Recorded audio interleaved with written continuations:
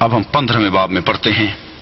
پھر میں نے آسمان پر ایک اور بڑا اور عجیب نشان یعنی 7 فرشتے 7ویں پچھلی آفتوں کو لیے ہوئے دیکھے، کیونکہ ان آفتوں پر خدا کا قہر ختم ہو گیا ہے۔ پھر میں نے شیشے کا سا ایک سمندر دیکھا جس میں آگ ملی ہوئی تھی، اور جو اس حیوان اور اس کے بت اور اس کے نام کے عدد پر غالب آئے تھے ان کو اس شیشہ کے سمندر کے پاس خدا کی بربتیں لیے کھڑے ہوئے دیکھا، اور وہ خدا کے بندہ موسیٰ کا گیت اور برہ کا گیت گا گا کر کہتے تھے، اے خداوند خدا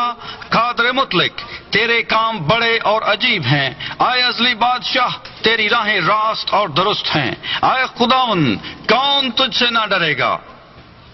اور کون تیرے نام کی تمجید نہ کرے گا، کیونکہ صرف تو ہی قدوس ہے، اور سب قومیں آ کر تیرے سامنے سجدہ کریں گی، کیونکہ تیرے انصاف کے کام ظاہر ہو گئے ہیں۔ ان باتوں کے بعد میں نے دیکھا کہ شہادت کے خیمہ کا مقدس آسمان میں کھولا گیا، اور وہ 7 فرشتے جن کے پاس 7 آفتیں تھیں، آبدار اور چمکدار جواہر سے آراستہ اور سینوں پر سنہری سینہ بند باندھے ہوئے مقدس سے نکلے، اور ان 4 جانداروں میں سے ایک نے 7 سونے کے پیالے عبدالآباد زندہ رہنے والے خدا کے قہر سے بھرے ہوئے